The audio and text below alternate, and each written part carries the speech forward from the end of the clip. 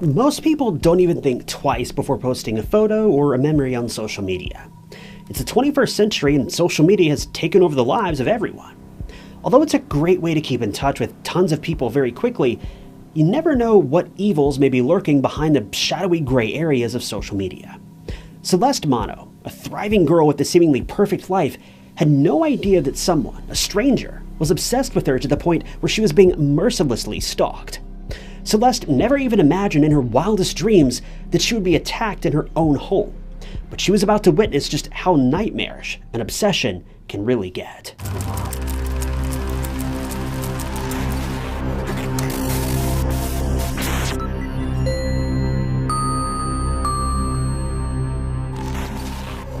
Celeste Mono was born on November 22, 1996 in Italy, and had an older half-brother Jaden and a younger brother Alessandro.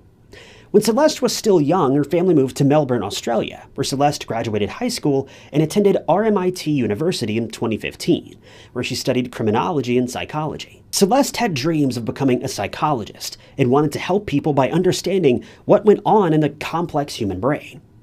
After she graduated college, she worked at a call center called Serco in Mill Park, Melbourne, and Celeste was amazing at her job, so much so that she climbed up the ranks and soon found herself promoted to the position of team leader. She also met a guy, Chris Risdale, at her workplace, and the two began dating. Celeste was defined as the epitome of kindness. She was a beautiful girl with a bright future ahead of her. She loved to dance and was even a cheerleader in her high school. Chris, Celeste's boyfriend, adored her and her personality. He defined Celeste as a treasure, and that he was really lucky for her to have chosen him to be her significant other. Celeste was also super close with her family. She and her brothers got along amazingly, and Celeste was very close with her mother, Aggie. She lived with her mother after graduation in Mernda, where the rest of this case takes place. Aggie and Celeste had the perfect mother-daughter relationship, and Celeste almost always shared everything with Aggie. Celeste and Aggie also had a nighttime ritual in which Aggie would always tuck Celeste in before bed, and they would talk about their days before calling it a night. Their bond was just so heartwarming because no matter her age, Celeste always turned to her mother for advice and comfort. Overall, Celeste was a young woman who had a lot to explore, look forward to, and experience. But things wouldn't be the same for long, and Celeste would meet her tragic end just days before her 24th birthday. And that too in her own home, a place that most people assume is safe, no matter what.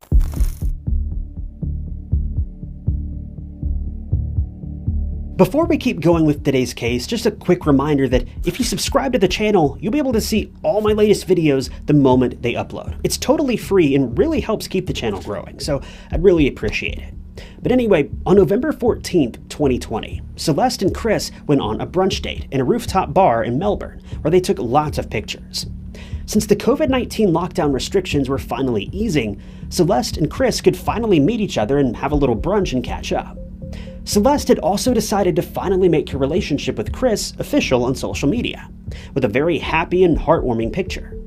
Both Celeste and Chris were serious about each other, and it was about time that they made things official everywhere. Fast forward to November 15th, 2020, which was a Sunday.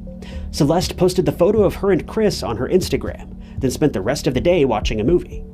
Celeste was also in the midst of making plans for her upcoming 24th birthday with her mother. As nighttime rolled around, Celeste and Aggie went about their normal nightly ritual, and Aggie told Celeste that she loved her, to which Celeste responded, "I love you more, good night." Tragically, this was the last time Aggie would ever tell her daughter good night, because at around 4:10 a.m. on November 16th, 2020, Aggie woke up to the sound of glass shattering. She got up and ran straight to Celeste's room because the sound clearly came from her bedroom. When she stopped in front of Celeste's bedroom door, she saw the most horrifying scene a mother could ever witness. 23-year-old Celeste lay on her bed, motionless and covered in blood. Celeste's bedroom window was smashed and there was glass covering the floor. Aggie couldn't believe her eyes. Just hours before, Celeste was alive and talking to her, and now Aggie was holding Celeste close to her, begging for her to open her eyes and say something. A mother should never have to see her daughter like that, and it's a burden that no one should have to bear, let alone a parent. The emergency services were immediately called, and when they arrived, they were horrified to see how Celeste's room looked. It was a gruesome scene. A distraught Aggie begged the first responders to save her daughter's life, but sadly Celeste had already passed away. When Aggie was struck with the news that Celeste was truly gone, she finally understood the gravity of the horrendous situation, and in a mix of sheer hysteria and rage, she stated he killed her. This statement immediately called the police's attention, and they wanted to inquire more while Celeste's body was taken for an autopsy. It was later revealed that Celeste had been attacked 23 times with a knife, and it was a fierce attack, resulting in a lot of defensive wounds on her body, specifically her arms and forearms. The fact that such a crime could take place in such a tiny window of time, it's just appalling. This all unfolded within a few seconds that it took Aggie to leave her bedroom and make her way to Celeste's room. And their house wasn't that big, so it didn't take her long at all. Her chest, arms, and stomach were covered in wounds. According to police, the attack must have lasted for about 2 minutes. And now, they're the professionals, so by all means believe them over the opinion of someone like me. I'm just some guy on the internet. But the fact that this crime took even 2 minutes seems nonsensical to me. Like I said a moment ago, Aggie jumped into action the second she heard the glass break in Celeste's room. And it doesn't take 2 minutes to jump from one room to another. In my mind, I see no way this could have lasted more than a few seconds, and it just shows how rage-filled and frantic this perpetrator must have been. It's just so hard to wrap your head around the fact that Celeste was viciously attacked and lost her life in such a short period of time. That too in her own bedroom, and just a couple of doors down from her mother's room. As the police searched for more evidence from Celeste's bedroom, they also asked Aggie about her very bizarre accusation. This was when more information about who he was surfaced, and the police were left stunned. The most bizarre and infuriating part out of all of this was the fact that Celeste and Aggie had actually gone to the police several times to report this man, but investigators were of little help. Police got to know about a potential person who wanted Celeste, and his obsession that eventually led to him ending her life. And that person was someone Celeste worked with, a 35-year-old man named Louis Seiko.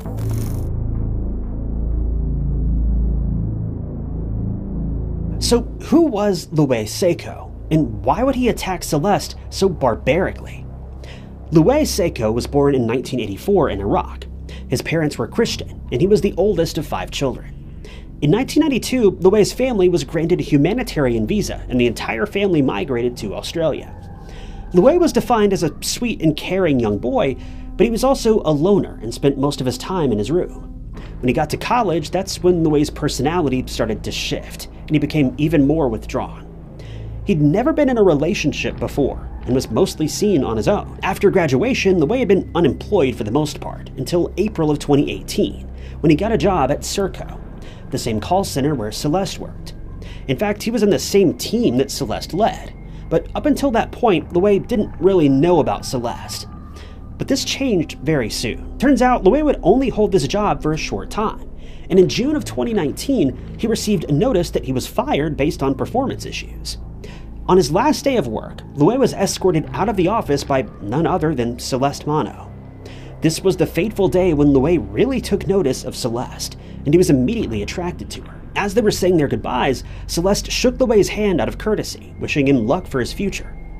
But something really odd happened afterwards.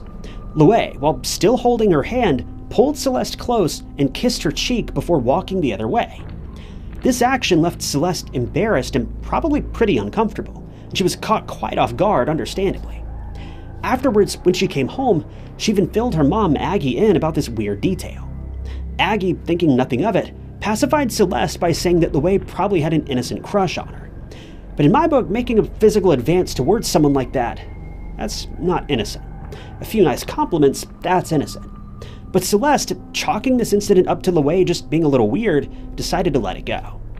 But Louis was nowhere near done with Celeste.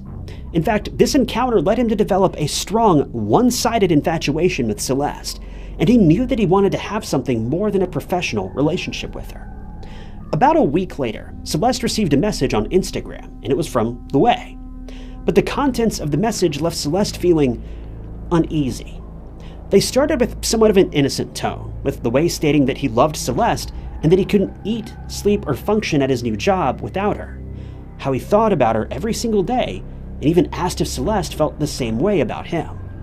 Celeste initially tried to politely deal with the messages by herself, saying that she appreciated Luay's kind words. But she only had professional thoughts about him and wasn't romantically interested in him. She also proceeded to wish him well in his future. Celeste gently rejected Luay and blocked him on Instagram. But Luay clearly didn't get the message. Luay's obsession with Celeste reached new heights, and her rejection only added fuel to the fire. Luay made dozens of fake Instagram accounts just to reach out to Celeste and harass her, all in the name of his, quote, love for her. The messages intensified in creepiness, and they even turned sexual at one point. One of Luay's very eerie messages stated, "Celeste, if you had my body for a day, what would you do to me?" Now, this is just ridiculous and highly inappropriate. Celeste was left with no choice but to sternly answer Luay, and she said, quote, "Stop contacting me. This is making me very uncomfortable. Please respect my wishes and stop." Even after Celeste blocked every single fake account, Luay didn't stop, and his messages and incessant harassment made Celeste very upset and understandably scared. This was noticeable to even people around Celeste, including her mother, Aggie, and Celeste's boyfriend, Chris. They just felt so powerless in the situation. Celeste was uncomfortable and losing sleep over it. She initially thought that Luay would get bored and eventually leave her alone, but unfortunately, that wasn't the case. His obsession took a rageful turn, and in one of his frequent messages from yet another fake account, he said, quote, "My impression of you has changed. You're no different to the majority of women. I will devote every ounce of energy I have to climbing up and proving to the world that I am somebody. That's my promise to you, my final contact with you." After 6 months of seeing her daughter enduring this nonsense, Aggie finally convinced Celeste to file a report against Luay. When the woman went to the police station and told officers what was happening, instead of helping a distressed woman who was very clearly scared, they told Celeste that Luay hadn't committed a crime, and it was best that they just ignored him. When Celeste said that she'd been ignoring him for the last 6 months, the police officer advised her to get off social media, as this was the norm if someone put their life out there for everyone to see. Unfortunately, stalking claims are often taken lightly by the police, and there really aren't any solid laws where constant harassment from a stranger could be penalized. Now, there are obviously some laws in place about this sort of thing, but they're so vague and poorly understood that in the vast majority of cases, police don't bother with harassment cases like this until a crime has actually been committed. But the problem with that is that, more often than not, by the time a crime has been carried out, it's too late. Now, I don't know about you, but in the vast majority of cases, this means that a police presence is more or less useless. Just think about what happened with Trump at his rally in mid-2024. There were not only police present, but also Secret Service stationed every few feet, and we all know how that played out. It doesn't matter if police are present. They can't legally do a whole heck of a lot until a crime has actually been carried out. And love him or hate him, for Trump, that almost meant it was too late for him as well. But anyway, the trip to the police station was futile for Celeste and Aggie, as the officers didn't even make a report or write down Luay's name for future reference. Unfortunately, Celeste had to deal with Luay's vulgar and very derogatory messages for another 6 months. But things only escalated. Celeste would find Luay's car parked outside her workplace. She received almost 140 messages from Luay from multiple fake accounts, and horrifically, Luay also found out the suburb where Celeste lived by following her home from work one day, and that's a nightmare for anyone who's getting stalked. Celeste, at one point, even confided in a coworker and admitted that Luay's messages were scaring her, and that she was sure that Luay was going to take her life. Celeste was legitimately scared for her life at this point, and it was decided that enough was enough. Some serious action needed to be taken against Luay.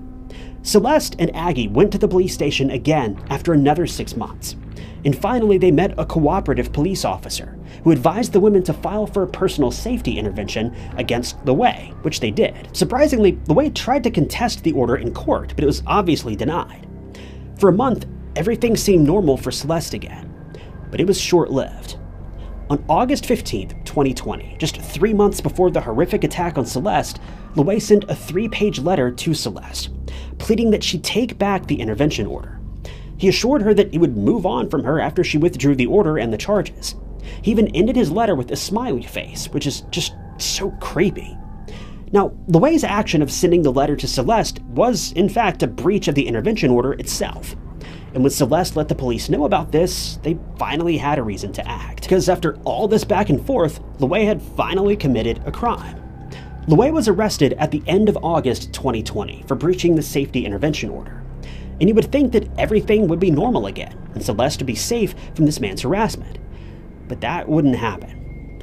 Oddly, within a day, Louay was released, and this time, he was angry with Celeste.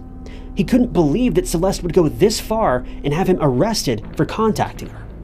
Louay truly believed that he was entitled to Celeste, and that she would be lucky to have him. After his release, Louay's torment of Celeste once again continued with a vengeance.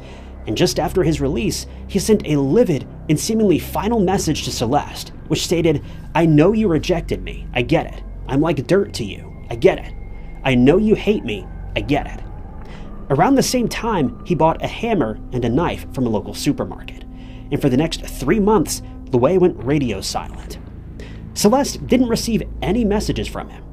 But knowing what we know now, he was lurking in the shadows, waiting, biding his time to find the perfect opportunity. Well, he did. And that was the photo that Celeste posted with Chris of their date on the 14th of November. Celeste thought that Louay had finally let his obsession with her go, and she was feeling joyful and free after what felt like an eternity. This was why she went on a date with Chris, and even made her relationship with him public. But little did she know that this very photo would trigger Louay, who was still secretly watching her after all this time, waiting to commit the unthinkable.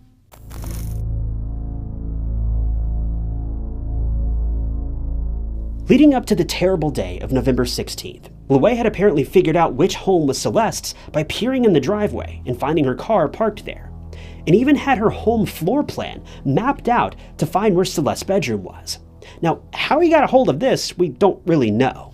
But Louay had studied every single photo of Celeste, looking for details of her bedroom so that he knew exactly what her room looked like, which is just so terrifying. He was ready to launch a violent attack on Celeste because, in his mind, if he couldn't have her, no one could. On the 16th of November, at around 4:10 a.m., Louay climbed the side fence of the Mono home and smashed Celeste's bedroom window with a hammer. This was the sound that Aggie woke up to.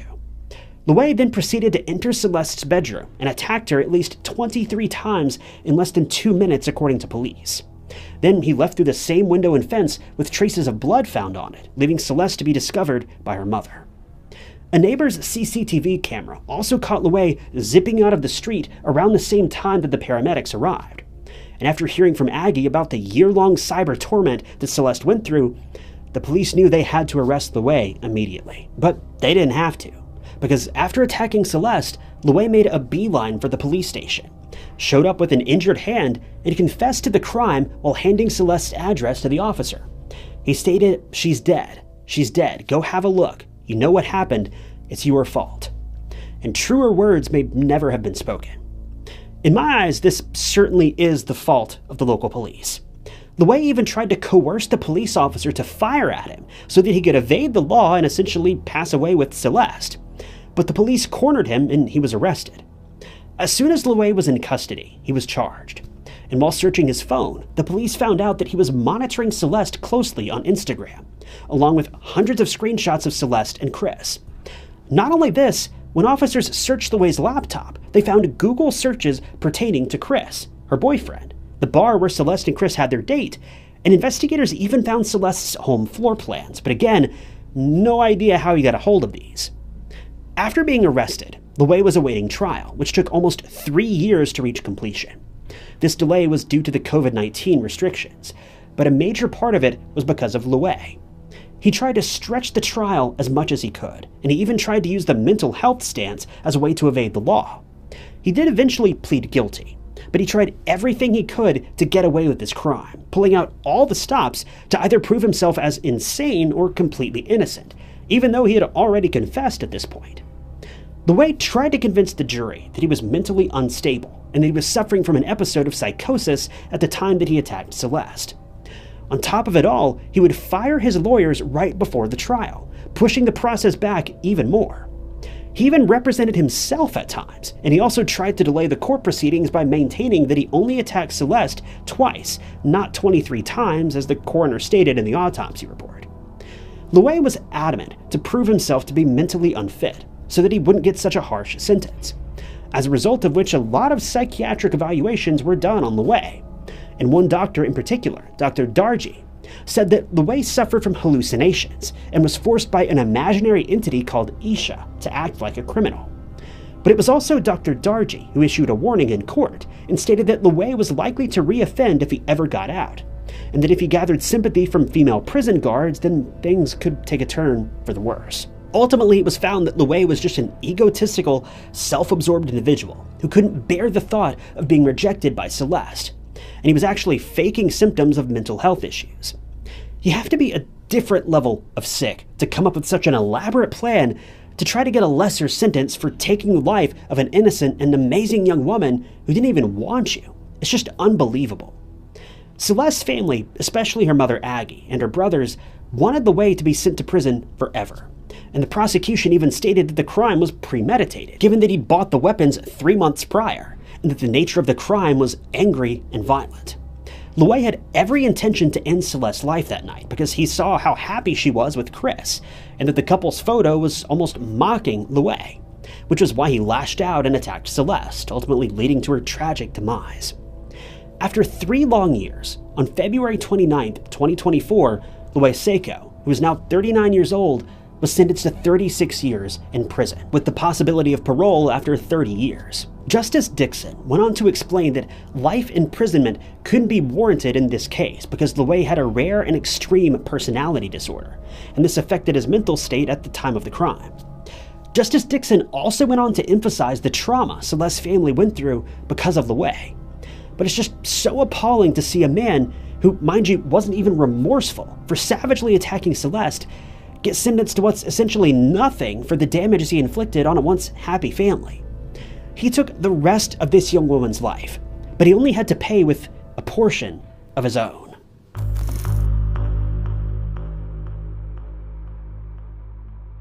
Celeste's family was very obviously devastated with the sentence, as you can expect. Aggie, who came forward with her thoughts after the sentencing, said that the investigators and courts showed Louis mercy, but they showed her daughter none when she contacted the police twice for help. At Celeste's funeral, more than 100 people gathered to bid her farewell. Aggie was completely crestfallen by her daughter's passing, lamenting the fact that she'd never get the chance to see Celeste as a bride or watch her become a mother. According to Aggie, the lack of interest on the police's part is what led Celeste to her death. Celeste's brothers, Jaden and Alessandro, were struck with grief as they had to say goodbye to a gentle and caring soul that was their sister. Celeste's smile is a memory that's imprinted in their minds forever. Aggie, after Louis' sentencing, has been trying hard to petition for the tightening of stalking laws, and she also called for the electronic monitoring of stalking culprits. Aggie firmly believes that if Louis had been monitored and tracked after being served with the intervention order, something could have been done to prevent what happened to Celeste. Aggie is adamant about changing the laws of stalking, because that's what she promised Celeste she would do when she was suffering at the hands of Louis' harassment, that she would bring her justice. Celeste's family remembers her every single day. She was taken away at such a young age, and she had so much to look forward to, but her dreams would never come true. Even though Celeste's family is trying to change the narrative on stalking laws while moving on from this tragic and sudden loss, there will always be a vacant hole in their homes, their hearts, and their minds. Almost half of stalking victims don't even report incidents, thinking that nothing can be done about them and that they won't be taken seriously. And this has to change. Stalking is a serious crime, and things can take a detrimental turn if law enforcement agencies don't work to prevent things from escalating before they reach a point of no return. The world needs to be a safe place for everyone, where no one can harass or torment anyone. But this goal seems further and further away with each passing day. Celeste's case was truly a depiction of a woman who tried to do everything to get her stalkers to stop. But because of the indifference of police and taking stalking lightly, it led to devastating consequences. We can only hope that in the future things change, and that victims of stalking won't be afraid to come forward to report the violence they've been enduring behind closed doors. But the truth of the matter is, I just don't know if that day will ever come.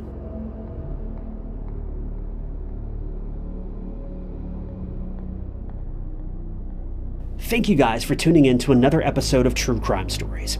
If you enjoyed this video, check out this other interesting case I covered, and don't forget to subscribe. It's totally free and keeps you up to date with all of my future videos. You can also click that join button below to help support the channel and see new videos long before everyone else does. But my name is Ty Knotts, and I'll catch you guys in the next one.